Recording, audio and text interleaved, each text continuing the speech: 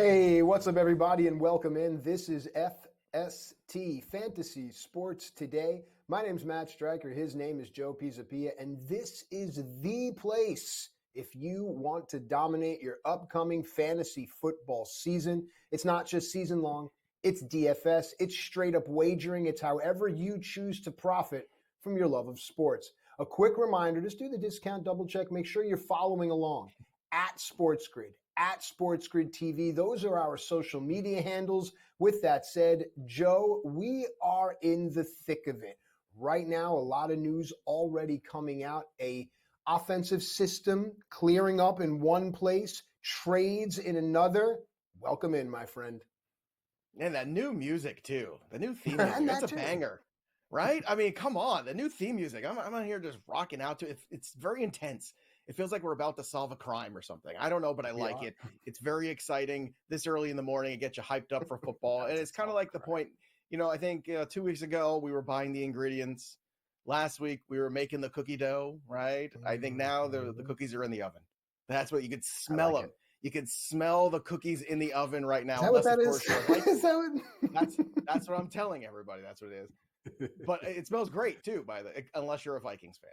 If you're a Vikings fan, something went wrong in the batter. The eggs were bad, and this is cruel. Yeah, a lot of Debbie Downer music. But let's start there. J.J. McCarthy, the early draft pick, the first rounder for the Minnesota Vikings. He is going to be out for the year with a knee injury, which means Sam Darnold is now the guy. And this is cruel because if you're a Vikings fan, I think you'd rather J.J. McCarthy have played awful in his first preseason performance, right? You'd rather him just 3 picks and just look awful, turn the ball over a ton. Instead, he looked terrific. He looked exciting. He stood in the pocket, took a huge hit, and still delivered a great pass. Then he's hurt. And it's already done, possibly. And I understand some people still hold out hope for Sam Darnold. Now, I am not one of those people. But if you look at where Sam Darnold's going to be now in terms of projections, certainly they're going to be upped. Sam Darnold is still a very low-end QB2 in Superflex League, so this isn't going to affect a lot of people. You look at the stats here, 3,700 yards, 22 touchdowns. That seems kind and about right. We've seen Nick Mullins already and some other quarterbacks in this system. Kevin O'Connell's a great offensive-minded coach, but Sam Darnold has struggled and has been around the block more than once here. So perhaps this is the best situation he's ever been in. That is an argument one could make if you're trying to be optimistic and say, Joe, stop trying to ruin my Sunday morning. And I will try my best to stop ruining your Sunday morning if you're a Vikings fan. But more to the point now, we have to ask ourselves the question, what happens to Justin Jefferson's value? Because for me, Matt, he now becomes a guy much closer to A.J. Brown's value than he does necessarily go to Jamar Chase or Tyreek Hill's value at the top of this board with CeeDee Lamb. I've seen him slip as far as 8 or 9 in some drafts already because people are just concerned with Darnold. We've seen some great wide receivers like DeAndre Hopkins be quote-unquote quarterback proof in their careers.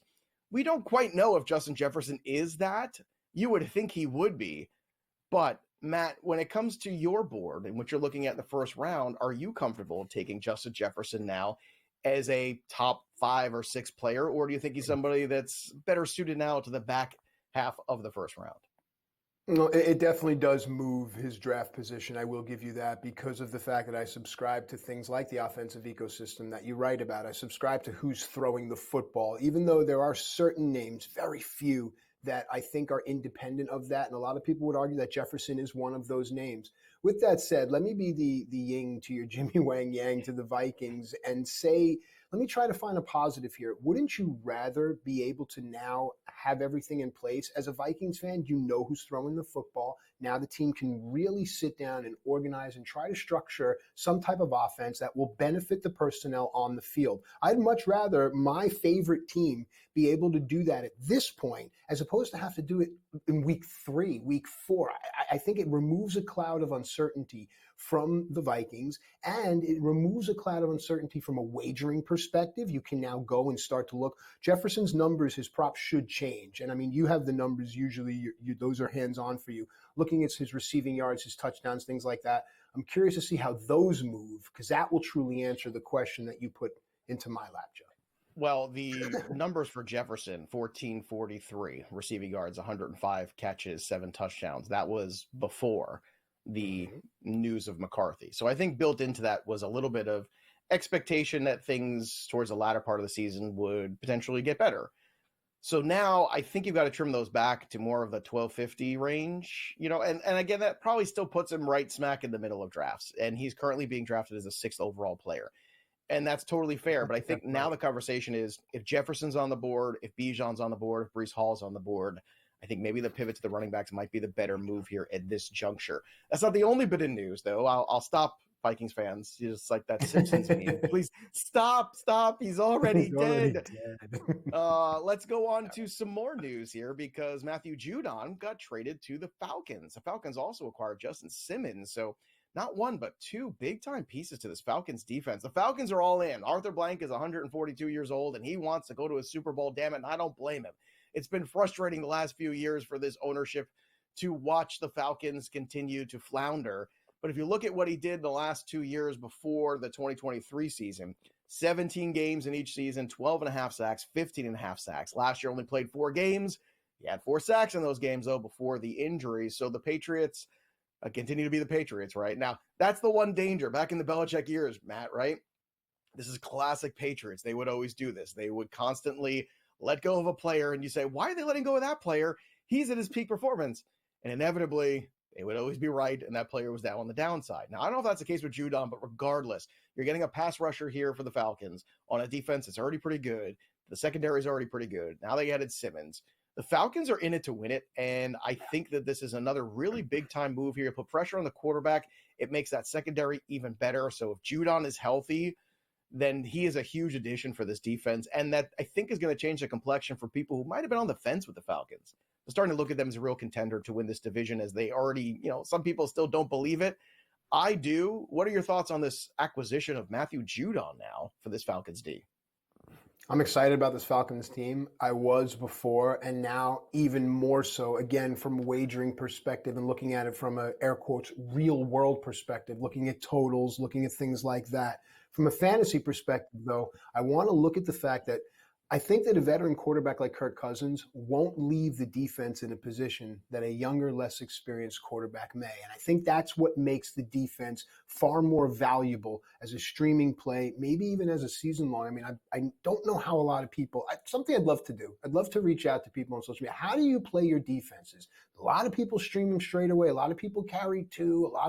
It's a very interesting conversation, but I do like what it means for the Falcons. Quickly, Joe, I want to get your thoughts on Justin Herbert out of the walking boot, and Jahmyr Gibbs should be ready for week 1. That's great news as well. Yeah, that's certainly big time news. Now, there's absolutely still an injury risk there whenever you have a weakness in a situation with the lower leg areas. There could always be re-injury. So we'll have to keep an eye on that. But Jahmyr Gibbs seems like he's on track. It seems like we're going to be able to get going here. So even if he's backed off a little bit week 1 or week 2, that shouldn't be a surprise to anybody. However, I think it should make people feel better about drafting him at that turn. I still think that's about the spot for him. And then there's Justin Herbert. And Herbert is a guy coming off some huge seasons. I mean, he came into the league and just blew everybody's doors off. And it's going to be a different look, I think, this year for this team under Harbaugh. And the plantar fascia is an injury that we know can linger. But the fact that the boot is gone is good. I would imagine you probably got him in a lot of shotgun sets in the first week or 2 of the season. Just take a little bit of that drop back off of him, I think would be very smart, and just kind of limit that as much as you possibly can. So keep an eye on that, what that might do to impact the run game potentially also. You might see even more run early on, as Herbert's mobility could be a bit of a problem in the early going. Right now he's being drafted somewhere around the quarterback 17. So in Superflex leagues, he's an intriguing value considering the talent, but a big unknown because it's a new system, new situation around him. But we're the old situation, and we are ready, as always, to get you ready for your fantasy leagues. When we come back, a little ADP. Would you rather?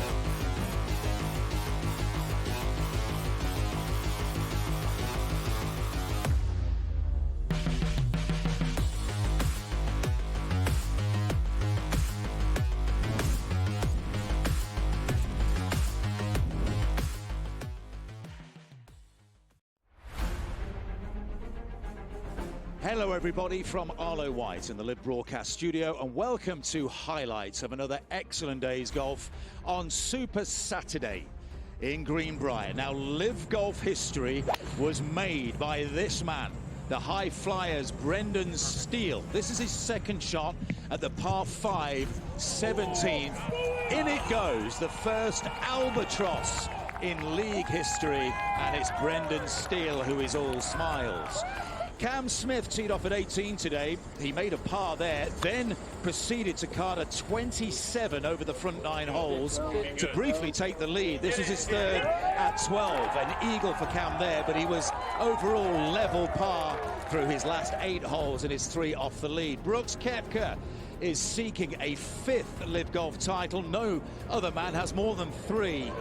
A pair of 64s for Brooks. He's 12 under par. That was his birdie putt at 18. But today was all about Jon Rahm, who is hunting a second straight win in the LIV Golf League after his first victory at the JCB in the UK, and he's also hunting down Wako Niemann for the overall title of LIV Golf League champion for 2024. A remarkable round of 62 today for Jon Rahm. That was his second into 17. This is his tee shot at 18. And you wouldn't bet against Jon Rahm going back-to-back and taking a lead into the final regular season event in Chicago in 3 weeks' time, seeking a first prize of $18 million. And he rounded things off superbly with a birdie putt at the first. An 8 under par 62 today. Jon Rahm will take a 2-stroke lead into Championship Sunday. Ripper lead the team comp by 1.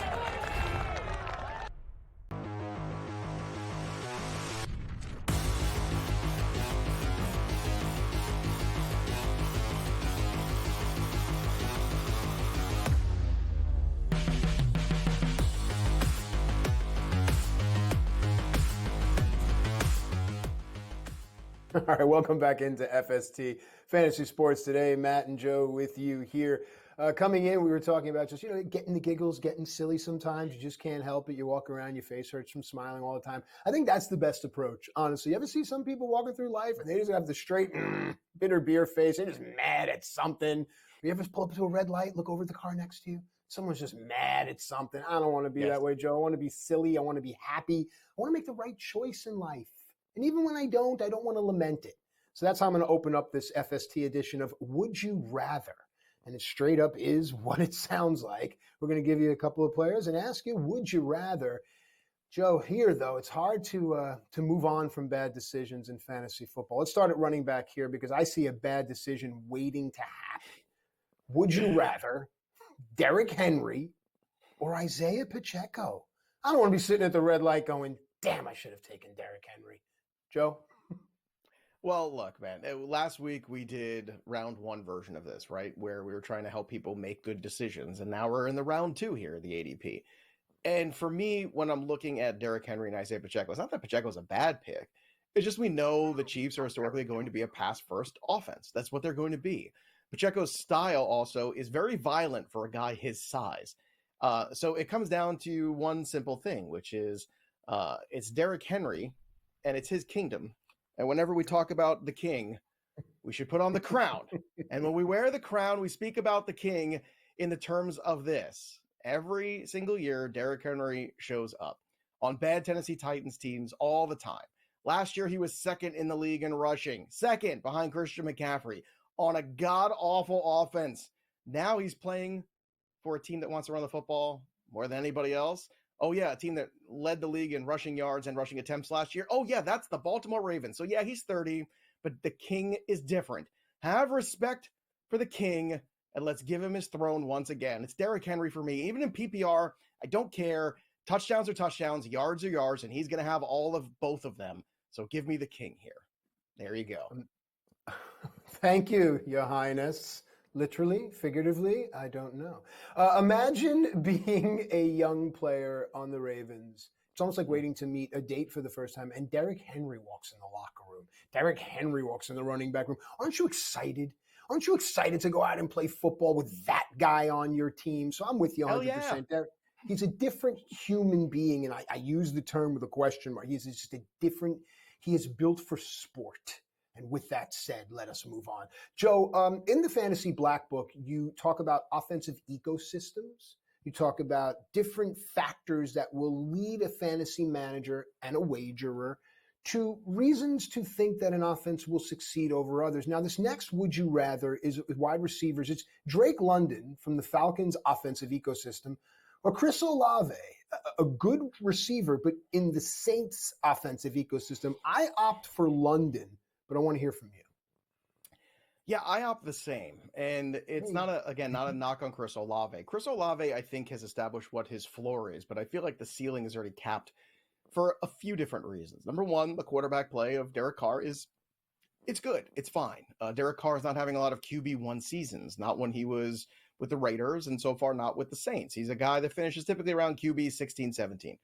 Whereas Kirk Cousins is a guy who's finished as a QB1 the last 3 years leading up to last season before the injury. So Kirk Cousins is a guy that can get the job done. So I think what you're looking for with London is competition for targets, which is Bijan Robinson, Kyle Pitts, and a little Darnell Mooney on the side, and that's not too much. So that's still going to give you probably about 135 to 140 targets this year for Drake London. And Drake London is a significant talent. It might take a little time for these guys to get on the same page, but I think the floor for London is pretty close to what the established benchmark is for Chris Olave this season, and there is an upside for more. And I think that upside is worth rolling the dice with the Atlanta Falcons, Drake London. So I'm going to go London here as well. Yeah, no, Carr is Seinfeldian, and he's good. He's fine. He's fine. He's good. He's good. He's fine. He's fine. He's good. He's good. You get what I'm saying here. All right, I'm reaching, but it leads me into my next category here, the tight ends. It's Travis Kelce, speaking of reaching, or it's Sam Laporta, and that is a great segue is, are you grabbing Kelce when he comes to you, or are you drafting differently and being okay with knowing that Laporta will be your tight end? Joe? Yeah, in ADP, Kelce's still going just ahead of him, and I mean just. We're like back-to-back picks here, basically. Mm-hmm. And the consensus ADP doesn't lie. Originally, Laporta was the guy on top in rankings, but people still feel more comfortable drafting Travis Kelce, and I understand why. One plays with Patrick Mahomes, the other plays with Jared Goff. And Travis Kelce is still the number one target in this offense. Laporta isn't. I think that if you're starting to really split hairs about which guy you want, I want the guy who's the number one target in his offense. And I think that's still Travis Kelce. Now, I understand Travis Kelce, you say, well, he's been in the league so long. He's an older player. He's 34 years old. All that is true. But what is also true is the consistency of Travis Kelce. Going back to 2016, he has had more than 1,000 yards receiving in every single year. Last year, for this quote-unquote down year, well, remember, he got hurt in the beginning of the preseason there, and it lingered into the regular season with that ankle. He still had 984 receiving yards and 93 catches. He only had 5 touchdowns, but let's not pretend like Travis Kelce still is not elite, and let's not pretend like he can't bounce back and have an even better season than last year. He did sign a 2-year extension, so I'm still going to go with Kelce. I'm fine with Laporta. If Kelce goes ahead and Laporta's there and I want a tight end, perfectly fine with that, or vice versa. Laporta had a great rookie season. Of course, he can build on it, but I'm still going to lean towards Kelce and the old man getting it done in this instance because of his role in the offense, and with better play from Rice and some other guys around him, defenses won't be able to basically double team him as much as they did last year. That was a big problem for Kelce too, because nobody was helping out Mahomes at the wide receiver core. All right, so not allowed to not like Kelce, not allowed to not like his girlfriend. Got it. Okay, with the time that we have left, it's Nico Collins, who is in a great offensive ecosystem with a lot of mouths to feed, or Mike Evans, who's quietly consistent. Joe? Incredibly, I mean, maybe even loudly consistent at this point, but he is 10 years in the league, and that's something to consider. I think if you're in standard leagues, you still lean Mike Evans because the touchdown equity is a little bit clearer in that offense. But if you're in a half PPR or even a full PPR, I'm going to lean towards CJ Stroud's guy, which is Nico Collins. I think he is the clear number one. I think that offense can only get better this year potentially. So give me the younger wide receiver here in this mix. And when we come back, we're going to give you some sleepers you got to stay awake for in the commercial. We'll be right back.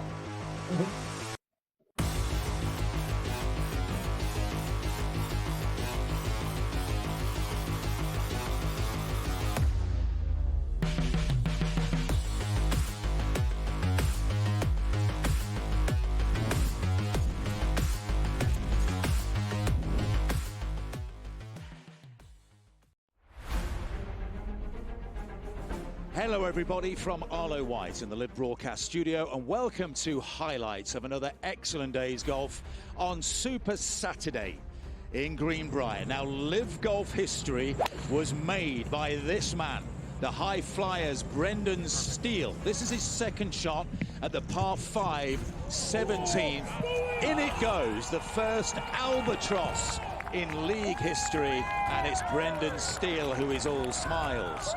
Cam Smith teed off at 18 today. He made a par there, then proceeded to card a 27 over the front 9 holes to briefly take the lead. This is his third at 12. An eagle for Cam there, but he was overall level par through his last 8 holes and his 3 off the lead. Brooks Koepka is seeking a 5th LIV Golf title. No other man has more than 3. A pair of 64s for Brooks. He's 12 under par. That was his birdie putt at 18. But today was all about Jon Rahm, who is hunting a second straight win in the LIV Golf League after his first victory at the JCB in the UK, and he's also hunting down Wako Niemann for the overall title of LIV Golf League champion for 2024. A remarkable round of 62 today for Jon Rahm. That was his second into 17. This is his tee shot at 18. And you wouldn't bet against Jon Rahm going back-to-back and taking a lead into the final regular season event in Chicago in 3 weeks' time, seeking a first prize of $18 million. And he rounded things off superbly with a birdie putt at the first, an 8 under par 62 today. Jon Rahm will take a 2-stroke lead into Championship Sunday. Ripper lead the team comp by 1.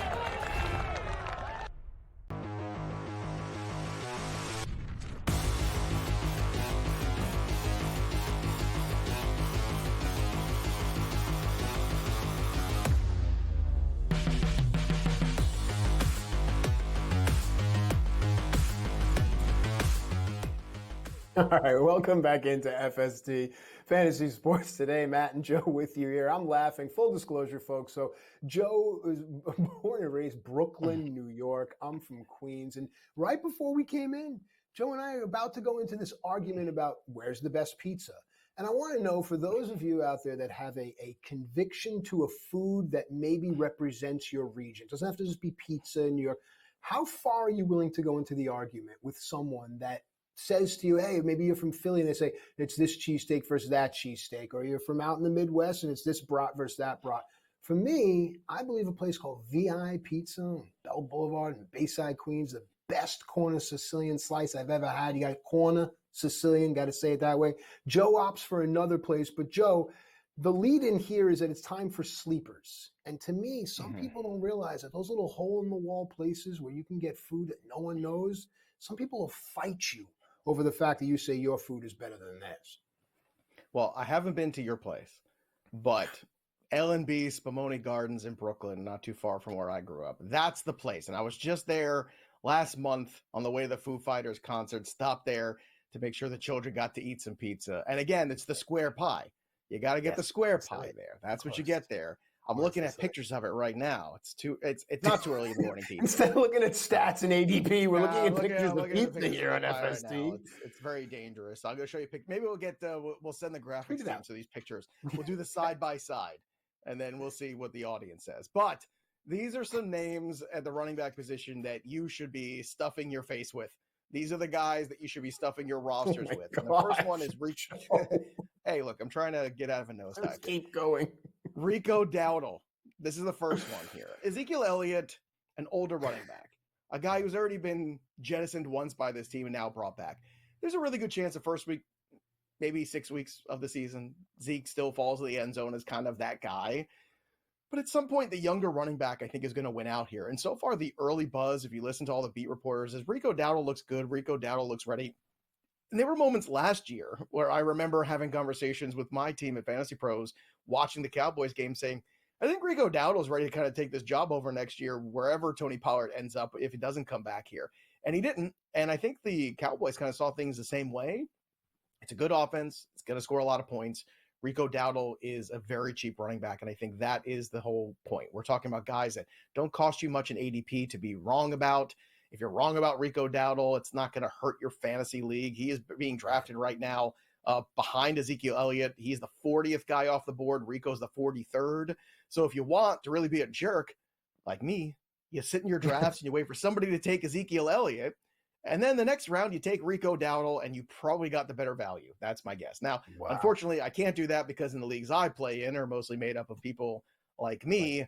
So sometimes that ADP is a little inverted. But in your casual leagues, I guarantee you, in your casual leagues, you're going to have a situation where people see Ezekiel Elliott, they see him on the Cowboys. It's just an easy click to draft, and Rico Dowdle will be that other guy. All right. Okay, so speaking of easy leagues, if you will, in most leagues I saw that the most added player over the last 10 to 14 days was Chase Brown.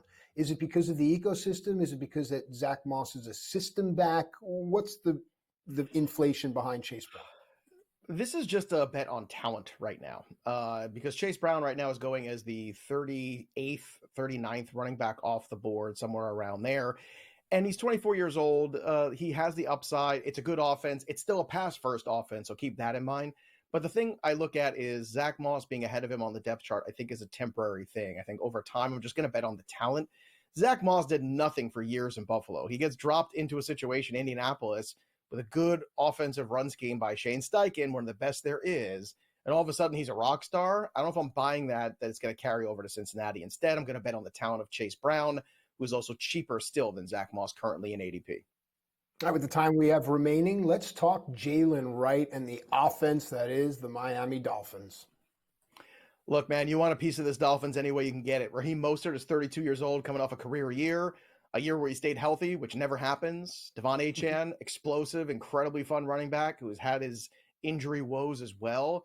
And then there's Jalen Wright, who is, again, practically free in drafts. You could draft him way later than those guys. And I look at Jalen Wright as a piece that if there is an injury to Mostert, all of a sudden he gets a ton of goal line work. If there's an injury to Achane, he's going to work in a rotation.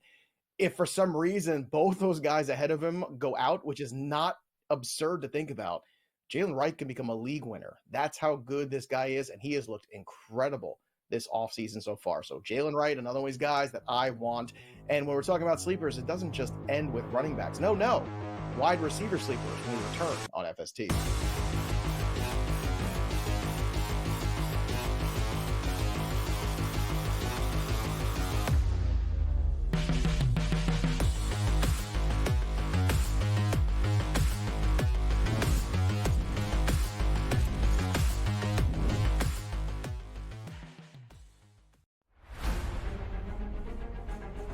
Hello everybody from Arlo White in the Live Broadcast Studio, and welcome to highlights of another excellent day's golf on Super Saturday in Greenbrier. Now, Live Golf history was made by this man, the high flyer's Brendan Steele. This is his second shot at the par 5 17th. In it goes, the first albatross in league history, and it's Brendan Steele who is all smiles. Cam Smith teed off at 18 today. He made a par there, then proceeded to card a 27 over the front 9 holes to briefly take the lead. This was his third at 12. An eagle for Cam there, but he was overall level par through his last 8 holes and his 3 off the lead. Brooks Koepka is seeking a 5th Live Golf title. No other man has more than 3. A pair of 64s for Brooks. He's 12 under par. That was his birdie putt at 18. But today was all about Jon Rahm, who is hunting a second straight win in the Live Golf League after his first victory at the JCB in the UK, and he's also hunting down Wako Niemann for the overall title of Live Golf League champion for 2024. A remarkable round of 62 today for Jon Rahm. That was his second into 17. This is his tee shot at 18. And you wouldn't bet against Jon Rahm going back-to-back and taking a lead into the final regular season event in Chicago in 3 weeks' time, seeking a first prize of $18 million. And he rounded things off superbly with a birdie putt at the first. An 8 under par 62 today. Jon Rahm will take a 2-stroke lead into Championship Sunday. Ripper lead the team comp by 1.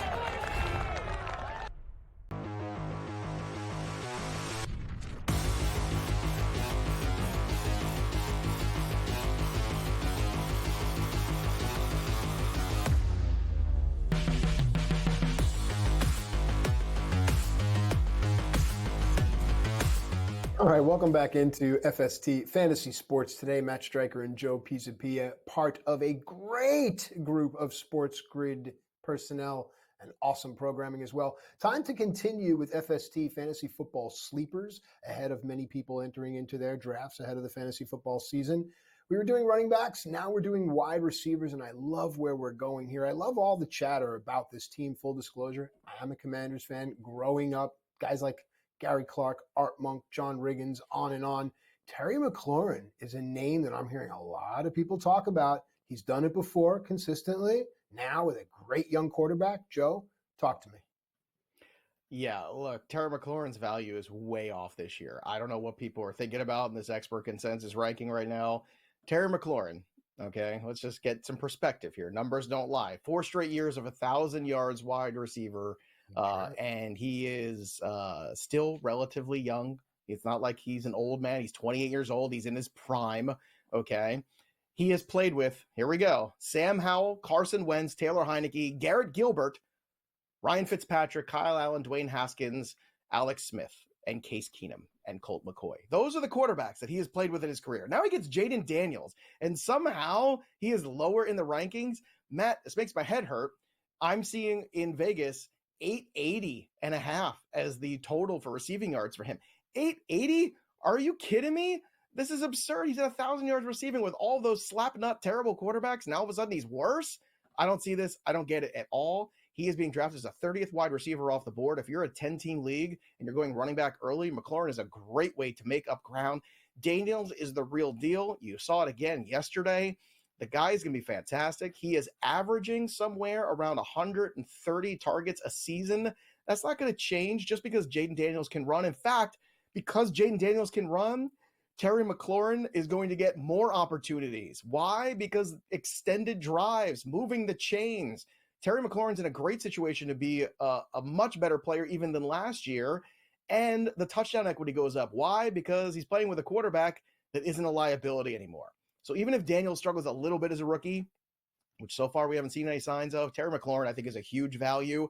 And in those 10-team leagues, frankly, a sleeper at his value. All right, continuing on at the wide receiver position with sleepers, it seems that some uncertainty is helping to push down the value of this next receiver. He's in a great offensive ecosystem. I'll set it up with that, Joe. Take it away. Yeah, Rashee Rice being drafted as the wide receiver 36. So you're telling me that I can get the guy who is the red zone target wide receiver in the Chiefs offense? Yes, please. I would very much like that. A guy that really came on strong in the second half of last season. And I know the concern is everybody's worried about the suspension. Well, the trial date is not till December 9th. And if the trial date's not till December 9th, I don't think the NFL all of a sudden in season in December when the Chiefs are going for their three-peat. And look, I don't want to play, tinfoil hat here, but let's be honest. The Chiefs also play on Christmas Day. You think the NFL wants to be digging the Chiefs in December? Whatever happens, or if this trial even gets moved again, potentially as a trial date, which could happen, a suspension probably is not coming till next year. It's a similar situation when happened to Alvin Kamara a couple of years ago, where the league was basically a year behind because of the legality of what was going on and waiting for the court process to play out first before they put a suspension. Now, at some point, there's probably going to be some kind of missed time for Rashee Rice. But right now, I'm not sold that it's going to be this year, and I'm certainly not sold that it's going to be before December 1st. So if you can give me Rashee Rice for September, October, November, I'll take him at that ADP as a wide receiver 3 because I think he'll end up playing more like a 2. It's a great point, and it's a practical point. And a lot of times I think fantasy managers need to hear that. I know myself sometimes. I talk myself into things. I'm too smart for my own good. So glad to have people like you around to bring us back down to earth because, again, it is a very fair-minded point. All right, with that said, let's move over to Green Bay now because actually just the other day I was offered a trade and accepted it, and you were on my shoulder, figuratively. Thank you very much, because of this particular player who was involved coming my way. Christian Watson is the best wide receiver that the Green Bay Packers have in terms of talent. He is explosive. He is a game changer. He is a game breaker. And if Jordan Love, who in his last 8 games last year, with his 18 touchdowns and 1 pick, can find a healthy Christian Watson consistently, Christian Watson, who's being drafted as wide receiver 40 right now, okay? And as you can see, these are kind of descending ADPs that we're talking about. So I gave you McLaurin and Rashee Rice in a 10-team league. Now in a 12-team league, we're looking at Christian Watson. Christian Watson could end up playing like a low-end wide receiver 1. That's not out of the realm of possibility that he could end up with 1,200 yards and 10 touchdowns. And the touchdown number could be very high because he is such an explosive talent. He's got the size, he's got the speed, he's got the separation, all the things you're looking for. The problem's been the health. It's been these hamstring issues. And all offseason, he's been working with a group of doctors because he's got an imbalance between the two hamstrings. It's like Matt Striker's biceps. The left bicep, incredibly huge. The right one, it's actually bigger. It's even bigger. That's how big. Yeah, there you go. See what I did there? I see. You thought it was going to be smaller. It wasn't. It wasn't, because I don't want Matt to get angry in the morning. But Christian Watson will make you happy every single time you draft him. The risk and reward, they line up so well, and I will take that risk every single time with him at wide receiver 40. It's a joke. Yeah, I'm with you 100%. You put it into my head, and then the more research I did and the more I looked at the opportunities, I agree with you wholeheartedly. Let's go now to two teams that are a bit more uncertain in my head. One more about the quarterback play, and then the other, we'll get into the conversation here. Let's go out to Las Vegas, because offensive ecosystems are in part about who's throwing the ball, but it's also who's catching the ball. It's also who's getting the target share. I think while most defenses are going to plan for a particular receiver on this team, they may be forgetting about another one. Joe, take it from there. Yeah, wide receiver 54, Jacoby Myers, especially in PPR leagues, he's like a double-digit week every single week. And let's just dial it back. In 2021 with the Patriots, he finished as wide receiver 33. Oh, that's a wide receiver 3. That's pretty good. He's being drafted as a 5 right now. In 2022 with the Patriots, he finished as wide receiver 28. Last year with the Las Vegas Raiders, he finished as wide receiver 24. 24. Now, I understand that Gardner Minshew is going to be the quarterback, but it wasn't like last year the quarterback play was off the charts good. The Jimmy Garoppolos, the Aiden O'Connells, all of that mix of quarterbacks. So the quarterback play, if anything, might be a little steadier this year. So I'm looking at Jacoby Myers as a guy that's floating around late in drafts, that if you are looking for some help, some depth at wide receiver, making up ground, this is a guy who's basically finishing as a wide receiver 3 straight years. And now he's being drafted in the wide receiver 53 range. That to me is a value. That's what I'm going to take. Is his upside huge? No, he's not going to become Devontae Adams all of a sudden. But Devontae Adams is another year older, and we've seen that when the guys are in the league 10 years or so, they start to see decline and drop off, and sometimes the body doesn't quite work the same way. So regardless, even if things just kind of stay the course, Jacoby Myers is a wide receiver 3 at wide receiver 5 ADP. Ooh, there it is. Clip that. That's it right there. Okay, with the time remaining, Joe, I'm going to make you work. I'm sorry, I got to do it. Convince me. Why should I be interested in any way in Tampa's offensive ecosystem? Well, look, Baker Mayfield is still a number 1 overall pick, and it's taken Baker a long time to kind of mature and find his sea legs, and Dave Canellis helped him do that last year. I have more faith in Baker Mayfield without Dave Canellis carrying that torch than I did with Geno Smith when Canellis left Seattle for Tampa 2 years ago. That being said, Baker Mayfield's still going to want to throw the football. Chris Godwin has had his host of injuries over his career. Still a good wide receiver, but a little injury plagued. Mike Evans, 10 years in the league now. That's another guy who's been fantastically consistent. But all of a sudden, Jalen McMillan has emerged in camp as the 3rd target in this offense. And I think that's noteworthy because if there is an injury to one of the 2 guys ahead of him, McMillan's target share goes up. At the very least right now, he's a nice maybe bye-week wide receiver to have, or a matchup play potentially. Let's see how the kid plays out. But if you're looking for a guy who could potentially grow over time into a role with a team and be more useful in the second half of the season, I think Jalen McMillan could be that guy, whether injury strikes or not. When we come back, it's not all about sleepers. Some guys are set up for failure, not success. And it's not their fault. Sometimes it's their ADP. And when we come back, we're going to hug it out Goodwill Hunting style with some of these guys and tell you who to avoid in 2024.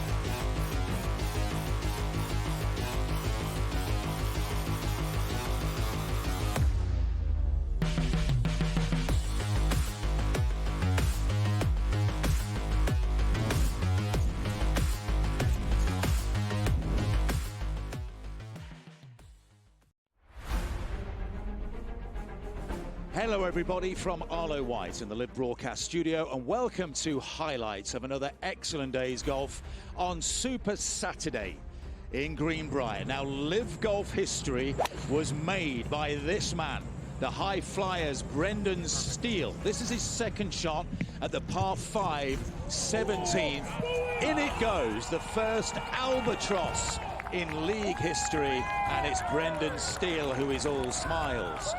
Cam Smith teed off at 18 today. He made a par there, then proceeded to card a 27 over the front 9 holes to briefly take the lead. This was his third at 12, an eagle for Cam there, but he was overall level par through his last 8 holes and his 3 off the lead. Brooks Koepka is seeking a 5th LIV Golf title. No other man has more than 3. A pair of 64s for Brooks. He's 12 under par. That was his birdie putt at 18. But today was all about Jon Rahm, who is hunting a second straight win in the LIV Golf League after his first victory at the JCB in the UK, and he's also hunting down Wako Neiman for the overall title of LIV Golf League champion for 2024. A remarkable round of 62 today for Jon Rahm. That was his second into 17. This is his tee shot at 18.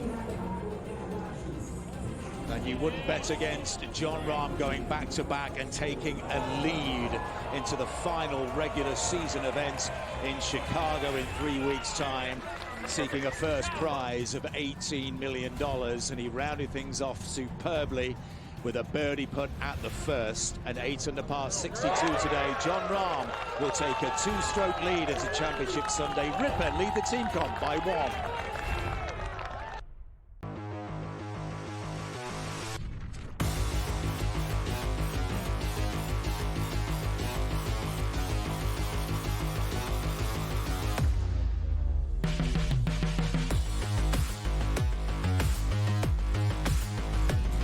All right, welcome back in FST Fantasy Sports. Today, Matt and Joe with you here, giving you everything you need in order to dominate. And if nothing else, giving you food for thought, things to think about, changes that you may want to make, but you're the only one that can make them.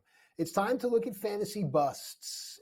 And this is what I talk about. So many times managers go into drafts saying they want to do something differently because what happened? You didn't win. You didn't win. You have to do something differently. But you're still going to go and draft the same old players for all the wrong reasons. Joe, this first one here might explode the intranet. So I'm going to leave it to you. By the way, at Joe Pisapia 17, that's his social media handle. That's his personal thing. Go hit him up. If you don't like his opinions, go hit him up over there. Joe, the first fantasy bust for you is? Stop telling everyone to hit me, first of all. Hit you up. You don't want a piece of this. You don't want a piece of this, I'm telling you right now. Look, Brock Purdy, it's nothing personal, okay? Brock Purdy was good, terrific last year. He finishes QB6. Who finishes QB7? Jared Goff. Who would you rather? Jared Goff goes 10 picks later than Brock Purdy. So in this same range, I think this is more of a conversation of if you've already waited on quarterback, right? Just keep waiting in a single quarterback league. Don't push the envelope where you say, there are lots of ways you can approach this too at the end. So if you don't go with one of the elite quarterbacks and you don't go with a Richardson or Joe Burrow in the middle, and then you wait and you say, okay, Jordan Love's my guy, but he goes a QB 10. Oh man, I missed him. Well, you still got Jaden Daniels, who's got all the upside. You could put him and Kirk Cousins together and just, hope that Daniels becomes the rock star. And if not, well, Kirk Cousins, who always finishes as QB 8. So basically the same guy who is Brock Purdy last year, which was peak Brock Purdy. Let's not pretend. I'm not saying it can't be as good. I'm just saying I don't think it's going to get better than that. So when you're looking overall, you're also talking about the range of players in this area in the 90s to 100. Some real talent. Christian Watson, we just talked about. Brock Bowers, Brian Robinson Jr., DeAndre Hopkins. I'm looking at this ADP, right? You can even take a shot on Caleb Williams instead of another round later. My point is this. If you're in a single quarterback league and you've waited on quarterback and you waited on quarterback, to take Brock Purdy when you can continue to take good wide receivers or running back depth that are actually going to play every week for you and move the needle potentially, it's a better move than it is to take Brock Purdy when you can probably get the same version of him statistically with Goff, with Cousins, maybe even with Matthew Stafford even later. So don't be fooled by it. And also don't pretend like somehow the 49ers are invincible. For the last 24 years, a team that has lost the Super Bowl does not make it back to the Super Bowl. Only one has. One. They went back and they won. And that team was led by Tom Brady. So you can crumple that out and throw it out the window because it's Tom Brady and everybody else. So don't think that they are somehow invincible because if you go back last year, Matt, We all thought the Eagles were invincible, right? Well, they just lost the Super Bowl to the Chiefs, but they got a great team. They're bringing all these guys back, all this stuff. How'd that work out for the Eagles last year? How'd that work out? Not real good. Schedule was tougher. Took its toll on them. I'm just saying, let's not pretend like all of a sudden the 49ers can't be beaten. Phew, man, gravity. All right, from one offensive ecosystem of San Francisco, a high-ranked one, we go to another one in Green Bay, and yet we find a fantasy bust there in the backfield, Joe? Yeah, as an RB1, I don't love Josh Jacobs. The volume that he's had to deal with in Las Vegas took its toll, I think. Another guy that had 400-plus touches a couple years ago, right? And then last year, he was underwhelming. And yet everybody tells me I shouldn't be worried about that when it comes to CMC. Well, CMC is not Derrick Henry physically, so I'm worried about it. He's already got a calf issue. But back to Jacobs, Green Bay is a team historically that likes to spread the ball around in the backfield. I know Marshawn Lloyd's dealing with a bit of an injury now, but even when Aaron Jones was healthy, we'd see A.J. Dillon for some reason, and Josh Jacobs is already dealing with a groin issue. So whenever a running back gets jettisoned who isn't a guy like Derrick Henry who's going to the Hall of Fame, you should kind of be aware of what that downside is. And as an RB2, I understand Josh Jacobs. Good offense, lock it in there. But once again, Matt, I keep coming back to the same thing, which is the overall ADP of this player, to me, is troubling. I'd rather be looking for Malik Neighbors or guys of that nature than necessarily trying to reach on Josh Jacobs. I just don't think that's as good of a pick at the end of the day. Damn. A lot of good takes in this segment. Let's keep it going. So, Joe, medical studies have shown that when a human spends an extended amount of time in a warm weather climate, that the blood begins to thin and certain other things begin to happen. Then when you go to a cold weather climate, it takes longer for your body to adapt, and sometimes disease can set in. Take a player like Keenan Allen, who has spent most of his time in a warm weather place in the National Football League, going to Chicago. Does that add into any of the reason that he may be a bust in the upcoming season? Age, hamstring issues, new system, rookie quarterback. You know me, Matt, and I know you, old guys, and all of a sudden, the cold weather. Look, Keenan Allen came into camp a little overweight. People can make all the jokes they want about it. That's not a big of a deal. Keenan Allen's an extraordinary talent, but he's the number 2 in this offense, and we just don't know what it's going to look like. Forget preseason. Preseason might be fun. Caleb Williams can make all the highlight plays he wants. It's when we get into the reality that it's going to make a difference. And they did draft Rome Odunze as well. So I'm just tenuous on him. We talked about the players in that range. That's the thing. We keep coming back to the same thing. It's not just the player. It's in the range of that same area. Who do you want to take? And I would just prefer the other guys that are in that grouping. Same thing with Josh Jacobs. I mean, what's so funny to me about Jacobs, Matt, is when we're looking at him, right? He's going as 25th player overall. Here are the names of the guys going after him in the consensus ADP. Deebo Samuel, Sam Laporta, Travis Kelce, Nico Collins, Jalen Hurts, Patrick Mahomes. You tell me which guy you want on your roster. Who moves the needle there? Pretty much everyone you said there. You know what I mean? Right. Like, I get what you're saying. You don't necessarily have to hate the player. You have to hate the ADP. And that is the situation I think we're in with guys like Jacobs. And with Keenan Allen, I don't think it's that far off either. Keenan Allen has the same kind of issues. He is going as like the wide receiver 35, 36. We're talking about Rashee Rice. We're talking about Dak Prescott, Kyler Murray. Like, these are the players you're talking about. Even Jordan Love, some good quarterback value there. I think I'd rather go late quarterback there as opposed to taking Keenan Allen. All right, with the time remaining, let's talk about the offensive ecosystem going on in Philadelphia, and what does it mean for Dallas Goedert? Look, Dallas Goedert missed some time last year. Goddard is a nice tight end, but he at best is probably tight end 12. So I would just look elsewhere. And now that Saquon Barkley's there, I think a lot of that intermediate passing work that Barkley's so good at eating up is going to get taken away from Dallas Goedert. That's my fear in terms of role. So again, I think the upside is fading fast, but we're not. Hour 2 is around the corner. Before we return, Jonathan Taylor, deep dive.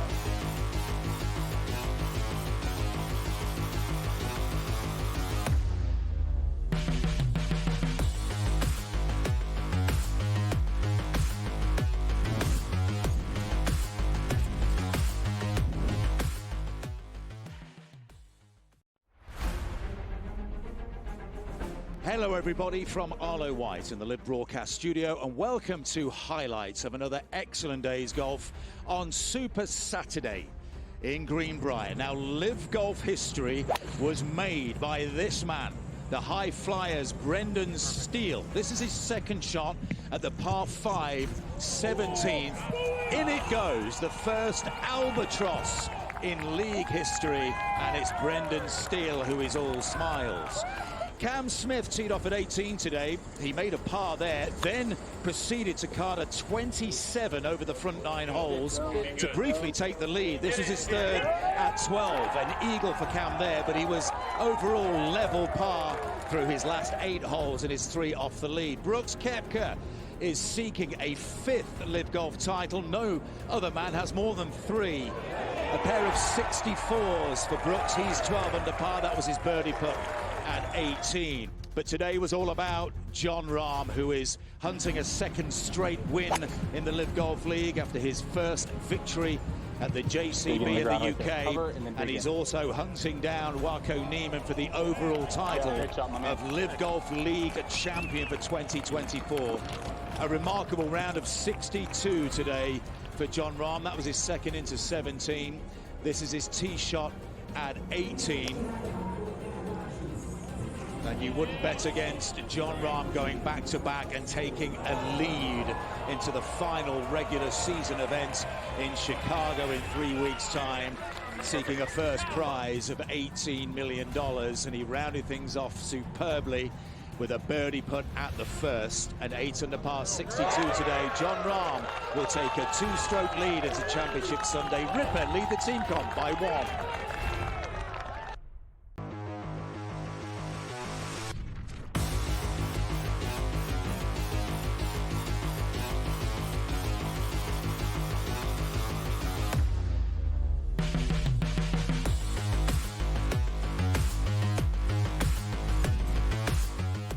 All right, welcome back into FST. It's Fantasy Sports today. It's time now to take a deep dive into a particular player that has polarized many fantasy managers and drafts. I can't think of anyone better to take us into this deep dive than Joe Pisapia, the author of the Fantasy Black Book, which is available now. Joe, I'll let you talk about the player and do the dive. Everyone's chasing 2021 when it comes to Jonathan Taylor, and I'm not sure why. I understand it was a great season in 2021. He had 1,800 rushing yards and 360 receiving yards and 20 touchdowns. How magnificent. But that was also playing with Carson Wentz as a quarterback. Shane Steichen's the coach. Anthony Richardson is the QB. And the Colts offense is not going to run through Jonathan Taylor the way it did a couple years ago. Is Jonathan Taylor still set up to be a high-end running back? Of course he is. But this idea that he somehow could end up being the best running back, I think is tough because his own quarterback is going to take away many attempts from him. He's going to take away many goal line touches from him if he is healthy. And good luck trying to tackle Anthony Richardson. He's as big as a linebacker and as fast or even faster than Jonathan Taylor possibly. So you've got to understand the dynamic has changed. So sure, 1,200 yards rushing, RB4 currently off the board. That all makes sense. But if you're looking for a first-round talent, I would still be looking at the A.J. Browns, the Justin Jeffersons. I would still be looking at Marvin Harrison Jr. We spoke about that last week, too. And since 2020, 3 of the highest rookie wide receiving totals ever have been established. Jamar Chase, Justin Jefferson, and then Puka Nacua last year. Again, all 1,400 yards. I think Marvin Harrison is set up to have that kind of season. And if he does, you'd rather have him than Jonathan Taylor. And let's not pretend like Jonathan Taylor hasn't missed time the last 2 years. Let's not pretend like he's had 2 surgeries and that means nothing. So my concern here with Jonathan Taylor isn't so much the durability, so much as his role. And that I think everyone keeps chasing a couple years ago and don't really, I think, fathom and understand that the dynamic of this team has changed considerably. How this offense is going to run is much different, and it's going to have much more balance to it, and you have a rushing quarterback. So again, it's not that Taylor's a bad pick. It's just a matter of, at his ADP, do I necessarily want to take him in the first round? Maybe in a standard league, sure. In a half PPR, okay, I can be sold that way, but I think there's better investments that are safer than Jonathan Taylor in PPR and in half PPR too. I mentioned some of those wide receivers. That's where I'd rather be going. But Matt, what about you? Are you somebody that thinks that Jonathan Taylor is going to go back to having a 1,800-yard rushing season like he did a couple years ago, or maybe something closer to 1,100 potentially, which would be under the projection this year?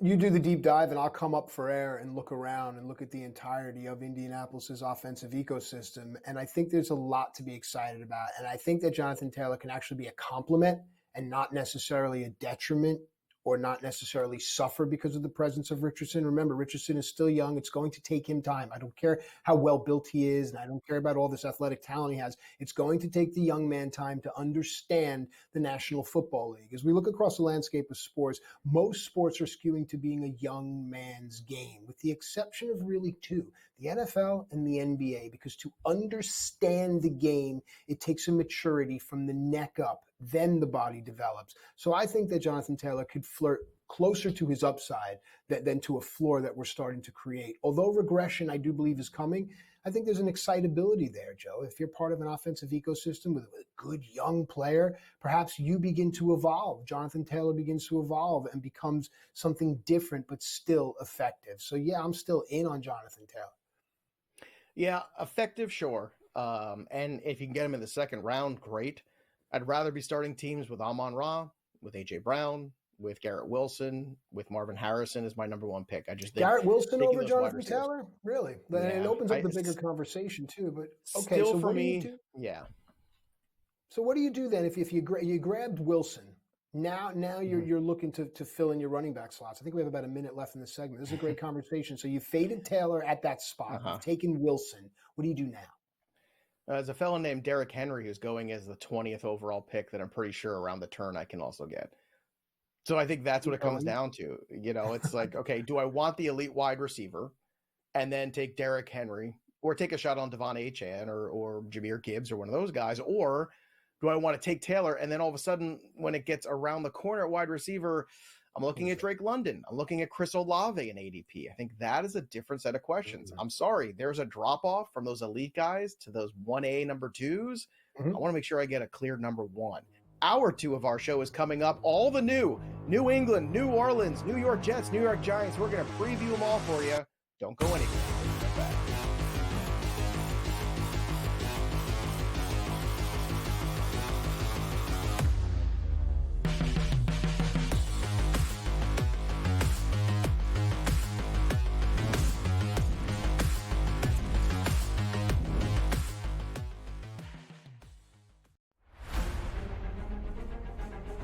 Hello everybody from Arlo White in the Live Broadcast Studio, and welcome to highlights of another excellent day's golf on Super Saturday in Greenbrier. Now, Live Golf history was made by this man, the high flyers Brendan Steele. This is his second shot at the par 5 17th. In it goes, the first albatross in league history, and it's Brendan Steele who is all smiles. Cam Smith teed off at 18 today. He made a par there, then proceeded to card a 27 over the front 9 holes to briefly take the lead. This is his third at 12. An eagle for Cam there, but he was overall level par through his last 8 holes and his 3 off the lead. Brooks Koepka is seeking a 5th Live Golf title. No other man has more than 3. A pair of 64s for Brooks. He's 12 under par. That was his birdie putt at 18. But today was all about Jon Rahm, who is hunting a second straight win in the Live Golf League after his first victory at the JCB in the UK, and he's also hunting down Wako Niemann for the overall title of Live Golf League champion for 2024. A remarkable round of 62 today for Jon Rahm. That was his second into 17. This is his tee shot at 18. And you wouldn't bet against Jon Rahm going back-to-back and taking a lead into the final regular season event in Chicago in 3 weeks' time, seeking a first prize of $18 million. And he rounded things off superbly with a birdie putt at the first. An 8 under par 62 today. Jon Rahm will take a 2-stroke lead into Championship Sunday. Ripper lead the team comp by 1.